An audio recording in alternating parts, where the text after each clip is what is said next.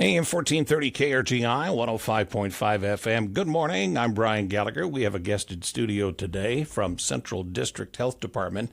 Nancy Esch is an emergency response coordinator, and we're here to talk about something we don't typically spend a lot of time on, but we're going to find out more why we should, because we're going to discuss rabies. Welcome back. Good to have you here. Thank you, Brian. Let's talk about rabies. All right, thank you. Yes, and it's an important time to start because the Central District has seen an increase in reports regarding bat exposures. And unfortunately, that means potentially being exposed to rabies.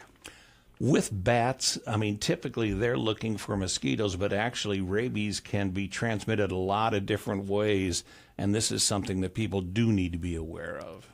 Absolutely. Rabies is a deadly viral disease that attacks the brain and nervous system of animals. And rabies is spread through the saliva of infected animals, through a bite or scratch, and can also spread in the animal's saliva if the animal's saliva enters an open wound or the eyes, nose, or mouth. When it comes to rabies, people say, well, all I have to do is get a shot. That's not exactly the tell-all or the end-all, because there are other things that you can or should do to help prevent it. But just in case there is an issue, you have to consider that there may be a treatment cycle you have to do too. Correct. If you're prevention-wise, the best way to prevent rabies is to vaccinate your dogs, cats, and other eligible pets. Avoid handling bats or other wild animals, and teach children never to touch animals that they don't know. Talking about bats, if you find a bat in your home or think you've been exposed, definitely contact your local health department or healthcare provider right away. So we also want to talk about what animals are at the highest risk. Okay. And so skunks, raccoons, and bats remain the highest risk and the primary wildlife reservoirs for the rabies virus in Nebraska, and poses a serious public health threat. If you are bitten or scratched by a wild or unfamiliar animal, wash the wound immediately with soap and water for 15 minutes and seek medical care right away.